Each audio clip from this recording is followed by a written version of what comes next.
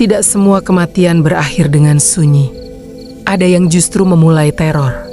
Di sebuah desa terpencil bernama Desa Karangpetir, orang-orang percaya bahwa tanah kuburan bukan sekadar tempat jasad membusuk, melainkan gerbang. Gerbang bagi dendam, iri, dan perjanjian gelap. Dan malam itu, gerbang itu dibuka. Angin berdesir membawa bau anyir tanah basah. Di kejauhan, suara kentongan dipukul 3 kali tanda ada yang mati. Namun tak seorang pun tahu, kematian itu hanyalah awal. Assalamualaikum warahmatullahi wabarakatuh, kembali lagi bersama Komiji, channel cerita malam. Gimana kabarnya? Teman-teman semoga dalam keadaan sehat. Amiin cerita kali ini yang berjudul Santet Tanah Kubur Jika Suasana mulai sunyi. Di situ cerita akan dimulai. Yuk kita langsung saja masuk ke dalam ceritanya.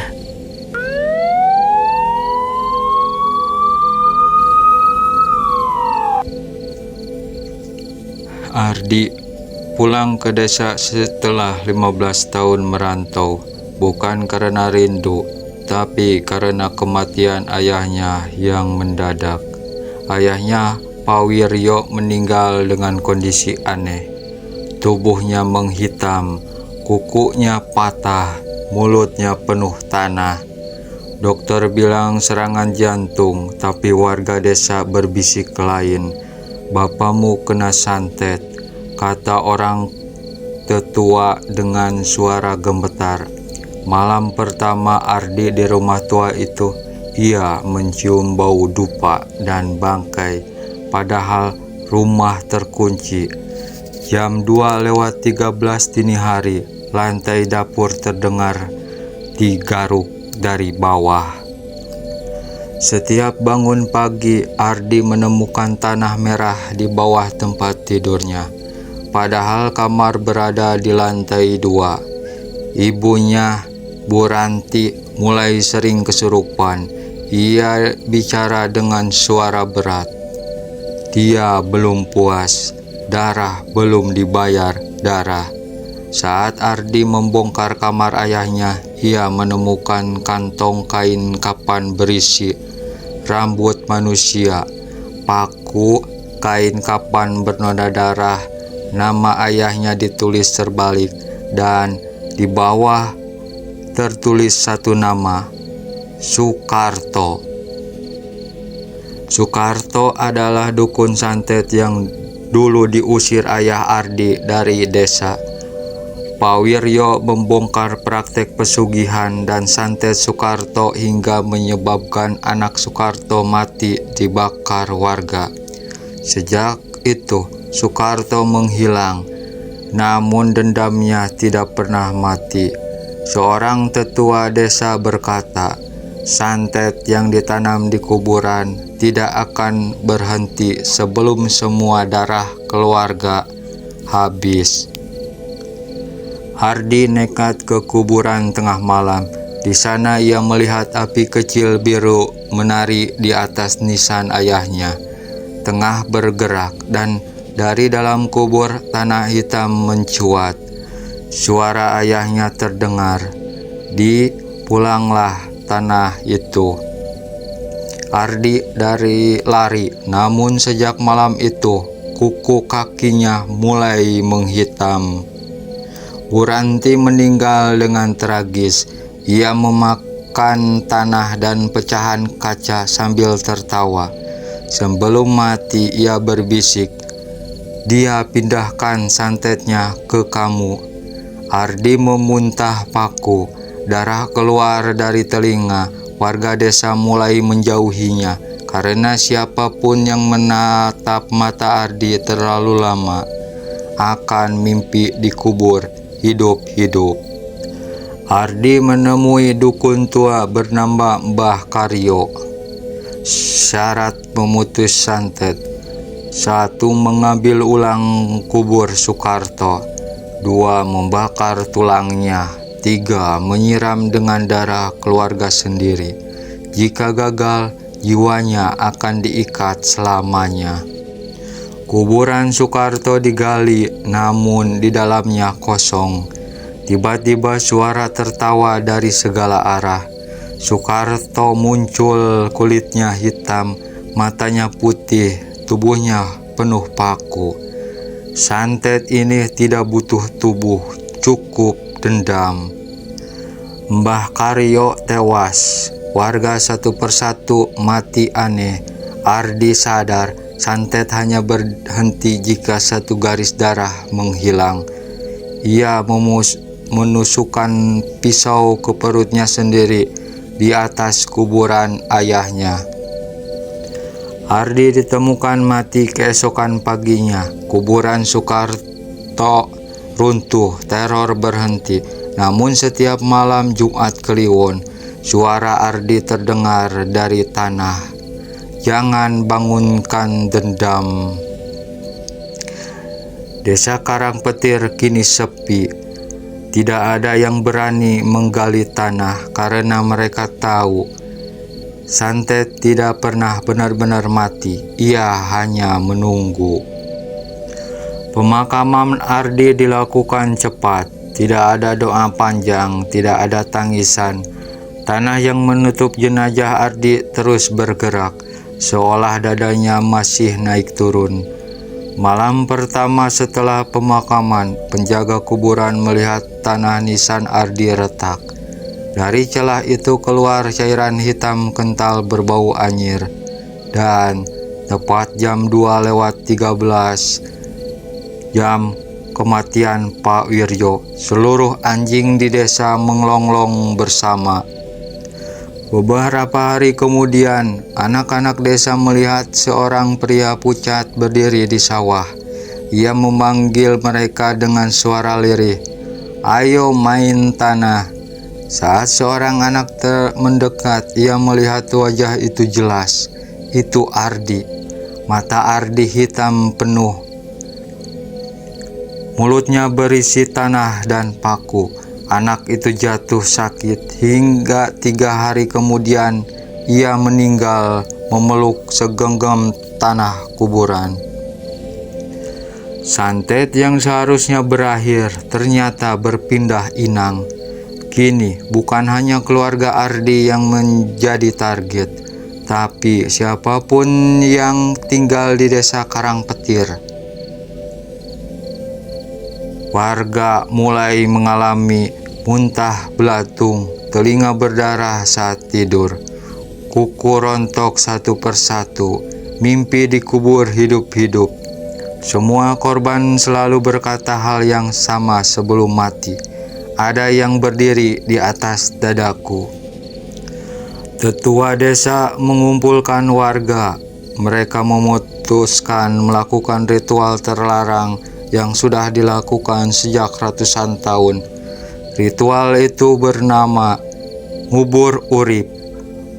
Mengubur sesuatu yang masih hidup. Syaratnya darah 7 keturunan berbeda, tanah dari 7 kuburan santet, 1 tumbal yang rela, dan saat ritual dimulai, tanah desa berubah hitam. Dalam ritual itu arwah Soekarto akhirnya berbicara melalui tubuh salah satu warga. Ia berkata, "Aku mati, tapi yang hidup adalah kebencian kalian." Terungkap fakta mengerikan. Pak Wirjo bukan orang baik sepenuhnya. Ia dulu ikut membakar anak Soekarto hidup-hidup. Santet ini bukan sekedar balas dendam. Ini adalah warisan dosa desa. Ardi muncul di tengah ritual. Tubuhnya retak seperti tanah kering. Dari dalam dadanya terdengar suara banyak orang bicara. "Kami yang dikubur, kami yang dibakar, kami menagih." Ia bukan arwah, ia wadah. Satu-satunya cara menghentikan santet, desa harus mengorbankan 1 generasi. Anak-anak, warga menolak, namun santet tidak peduli. Satu persatu anak desa sakit misterius. Mereka menggambarkan kuburan dan orang tanpa wajah. Pemerintah datang, desa ditanyakan zona kosong setelah puluhan kematian. Namun saat alat berat hendak meratakan desa, tanah menelan mesin bulldozer. Dari dalam tanah terdengar jeritan, desa Karangpetir tidak bisa dihancurkan. Tahun berganti, desa kosong, tidak ada lampu, tidak ada suara manusia. Namun setiap malam terlihat sosok berdiri di kuburan utama, itu Ardi. Ia kini menjadi penjaga santet. Jika suatu hari kamu menemukan tanah kuburan di rumahmu, mencium bau dupa tanpa sebab, bermimpi di kuburan hidup-hidup, ingat satu hal, santet tidak diciptakan oleh dukun, tapi oleh dendam manusia, dan dendam selalu menemukan jalan pulang. Tak ada yang menyadari kapan waktunya berhenti. Di desa Karangpetir, jam tangan rusak saat melewati gerbang desa. Ponsel mati tanpa alasan. Burung tak pernah terbang di atasnya, seolah desa itu terjebak di satu malam panjang. Seorang peneliti urban legend bernama Rangga nekat masuk. Ia ingin membuktikan bahwa semua ini hanya mitos, kesalahan terbesar dalam hidupnya. Rangga memasang kamera, namun setiap rekaman hanya menampilkan tanah bergerak. Malam pertama ia mendengar suara dari bawah lantai rumah kosong. "Tolong, aku masih hidup." Saat digali, tidak ada siapa-siapa, namun bau darah segar memenuhi ruangan. Di dinding muncul tulisan dari tanah basah, "Kami belum selesai." Rangga akhirnya bertemu Ardi di kuburan. Wajah Ardi tidak membusuk, namun tidak juga hidup. Ia berkata pelan, "Aku menjaga supaya mereka tidak keluar, tapi aku capek." Ardi menjelaskan kebenaran terakhir. Santet itu bukan satu entitas, melainkan ratusan arwah yang dikubur hidup-hidup, dibunuh, dan dilupakan oleh desa selama puluhan tahun. Tanah Karangpetir kenyang darah. Tanpa sengaja, Rangga membuka segel lama. Ia membaca mantra yang tertulis di buku nisan terbalik. Tanah bergetar, kuburan terbuka, tangan-tangan hitam keluar bersamaan. Jeritan terdengar dari segala arah. Rangga melihat kilasan masa lalu. Wanita hamil dikubur karena dituduh santet. Anak kecil dijadikan tumbal panen. Orang miskin dibunuh karena iri. Mereka semua ditelan tanah. Dan kini tanah menuntut balasan. Saat fajar, seharusnya tiba, desa bergerak. Rumah bergeser sendiri. Kuburan berpindah. Karangpetir bukan lagi tempat. Ia menjadi makhluk hidup. Ardi memberi pilihan pada Rangga, pergi dan biarkan dunia lupa. Yang kedua, menjadi penjaga baru. Jika tidak ada penjaga, santet akan menyebar keluar desa.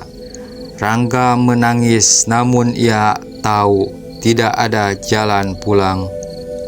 Rangga mengubur dirinya sendiri di pusat desa. Ardi akhirnya bisa pergi. Tanah menutup, jeritan berhenti untuk sementara. Peta resmi menghapus Karangpetir. Tidak ada sinyal, tidak ada jalan. Namun warga desa sekitar sering menemukan tanah merah di teras rumah, hampir dikubur hidup-hidup. Suara kentongan tanpa sumber. Jika suatu malam kamu bermimpi berjalan di desa sering, melihat kuburan tanpa nama, mendengar suara memanggil dari tanah, jangan jawab, jangan mendekat, karena mungkin penjaga sedang lelah, dan Jika penjaga pergi, tanah akan mencari pengganti. Rangga tidak mati, ia terkubur hidup-hidup, namun tidak bernapas. Tanah di sekeliling hangat seperti rahim. Suara-suara berbisik tanpa henti, "Jangan tidur, kalau kau tidur, kami keluar." Sejak saat itu, Rangga tidak pernah bermimpi, karena mimpi adalah pintu.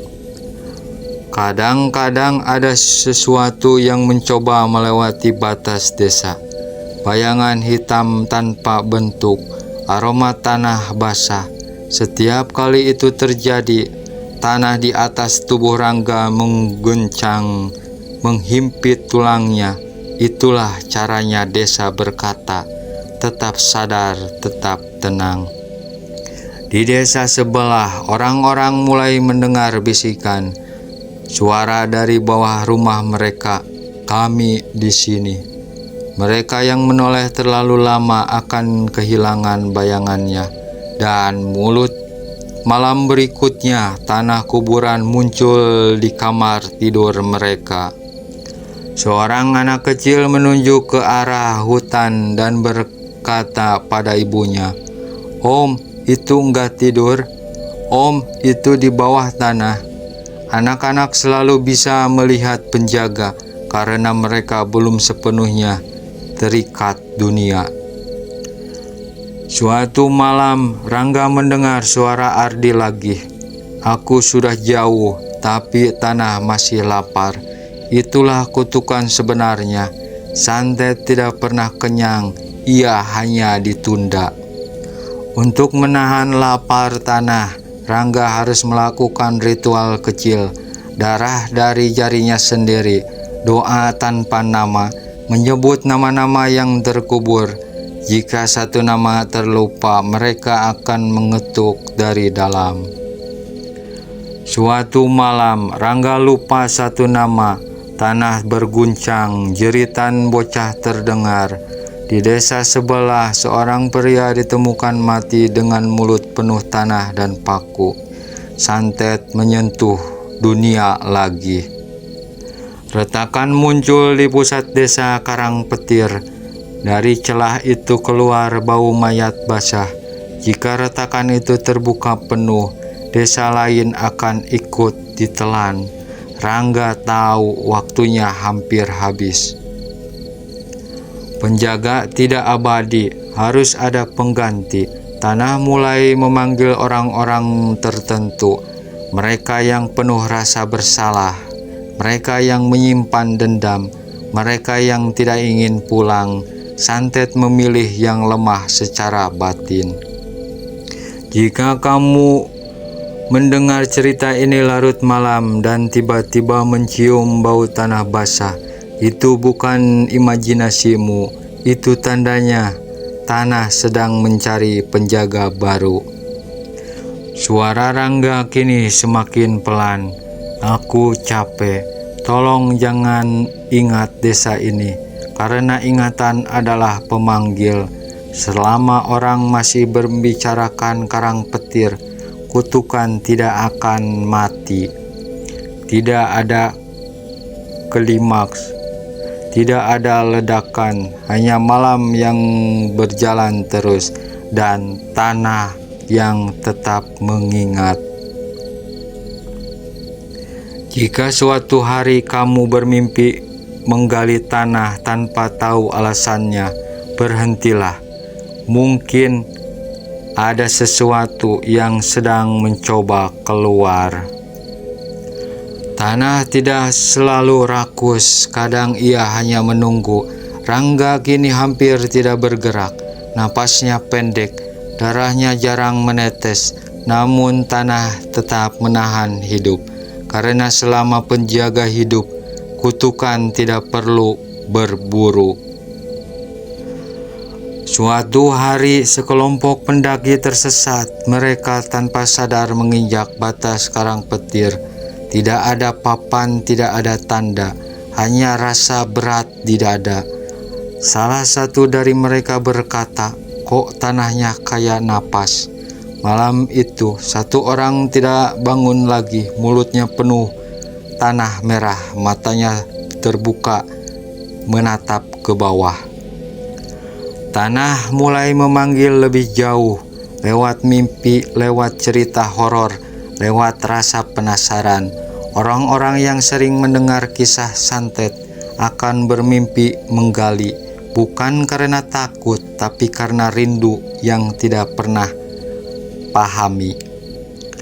Tidak ada lagi yang menyebut nama Rangga dan tidak berbahaya. Penjaga yang dilupakan akan dilepas. Tanah mulai melonggar, bisikan berubah menjadi tawa pelan. Untuk pertama kalinya Rangga tertidur. Hanya sebentar, namun cukup. Ratakan terbuka, jeritan naik ke permukaan. Di desa mendengar 3 orang kerasukan bersama. Mereka berbicara dengan satu suara, "Kami keluar." Tidak ada lagi mantra, tidak ada dukun. Santet kini berjalan sendiri. Ia hidup di dendam, rasa bersalah, iri hati. Siapapun yang memendamnya terlalu lama akan menjadi pintu. Seorang pendengar cerita horor, seseorang yang terlalu sering mendengar kisah ini, mulai bermimpi sama, kuburan tanpa nama, tanah basah, suara yang memanggil pelan, tanah sudah memilih. Tubuh Rangga akhirnya hancur, bukan mati, dilebur. Ia menjadi bagian tanah, menjadi ingatan, dan kutukan tidak lagi punya penjaga tunggal. Karang petir tidak kembali, tidak juga penyebar. Ia penyusup, lewat cerita, lewat pendengar, lewat kamu yang masih bertanya sampai akhir cerita ini. Jika setelah ini kamu mencium bau tanah, kamu bermimpi menggali, kamu merasa ingin datang ke tempat sunyi, tolong ingat satu hal terakhir. Santet tidak hidup di kuburan, ia hidup di manusia. Dan selama manusia masih menyimpan dendam, cerita ini tidak pernah benar-benar selesai. Cerita ini tidak untuk ditakuti, tapi untuk diingat. Karena yang paling berbahaya bukan santetnya, tapi alasan kenapa ia ada. Sejak malam itu, jarak terasa aneh. Desa Karang Petir memang hilang, tapi malamnya terasa dekat. Orang-orang di kota mulai bermimpi sama, jalan tanah yang basah, kentongan tanpa tangan, dan suara yang tidak meminta, hanya menunggu. Tanah merah muncul di tempat-tempat yang tidak seharusnya. Sudut lip, bawah bantal, di sela-sela sepatu. Tidak banyak, hanya cukup untuk diabaikan. Dan justru karena diabaikan, ia tinggal. Semua kamera gagal menangkapnya karena hanya menunjukkan bayangan yang terlambat sekian detik. Seorang editor video horor menyadari sesuatu. Di setiap episode tentang Karang Petir, ada satu frame gelap yang selalu sama seperti tanda tangan. Nama-nama lama kembali muncul dalam mimpi Soekarto. Wiryo Ardi Rangga bukan sebagai hantu, melainkan sebagai pengingat bahwa tanah tidak lupa dan tidak dimaafkan. Seseorang mencoba menutup cerita ini dengan ritual doa dibaca, dupa dibakar. Namun ia salah satu hal kecil, menyebut nama desa dengan lantang.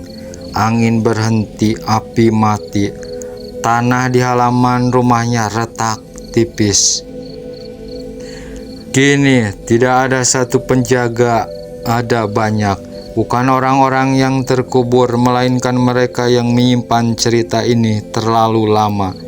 Cerita menjadi simpul menjadi pintu. Hal yang paling aman bukan saat cerita selesai. Yang paling aman adalah saat kamu berhenti memikirkannya. Karena selama kisah ini terus diputar, selama namanya disebut, selama detailnya diingat, tanah akan mengira ia masih diundang. Tidak ada penutupan resmi, tidak ada akhir, hanya satu anjuran kecil yang dulu juga diabaikan oleh Desa Karangpetir. Jangan memelihara dendam, jangan memanggil yang ingin dilupakan, dan jangan menganggap tanah itu bisu. Karena jika ia menjawab, itu bukan lagi cerita. Jika kamu masih mendengar suaraku, berarti ceritanya sudah selesai, dan semoga tidak ada yang ikut pulang bersamamu malam ini. Awalnya hanya satu kenal, lalu dua, lalu puluhan. Cerita tentang Karangpetir menyebar, judulnya berbeda-beda, narasinya diubah, namun satu hal selalu sama. Pendengar sering berhenti di menit yang sama, menatap layar tanpa sadar, seolah ada bagian yang tidak ingin dilewati. Beberapa komentar muncul di waktu aneh jam 2:13. Isinya pendek-pendek. Aku mimpi tanah, kok baunya kerasa ya? Cerita ini beda. Tidak ada akun, tidak ada foto profil. Seperti ditulis oleh sesuatu yang tidak butuh identitas. Narator yang membacakan cerita ini mulai berubah. Suaranya semakin pelan, tempo semakin lambat, dan di beberapa rekaman terdengar napas tambahan yang bukan miliknya. Ia bermimpi berdiri di tengah desa kosong, dan seseorang berkata padanya, "Kamu cuma pintu." Beberapa pendengar mulai menemukan tanah di rumah mereka. Sedikit saja, di balik lemari, di sudut kamar mandi. Tidak cukup untuk panik, tapi cukup untuk bertanya, "Ini dari mana?" Dan pertanyaan itu adalah undangan. Karangpetir tidak ingin kembali sebagai desa. Ia tidak butuh peta, tidak butuh koordinat. Ia kini hidup sebagai ingatan kolektif.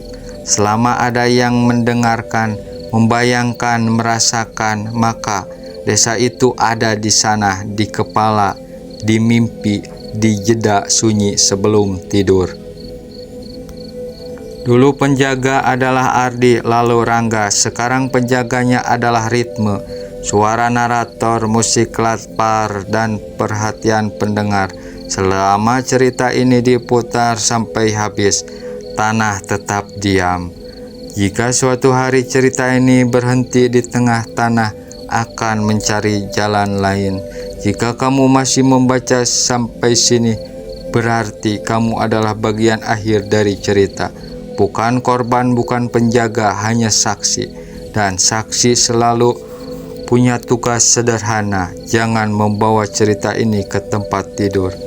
Jangan memutar sampai terlelap, dan jangan mengulangnya tanpa jeda, karena ada cerita horor yang diciptakan untuk ditakuti, dan ada yang diciptakan untuk menempel. Sekarang matikan layar dan perhatikan sekelilingmu sebentar. Kalau semuanya terasa normal, berarti kamu aman untuk malam ini.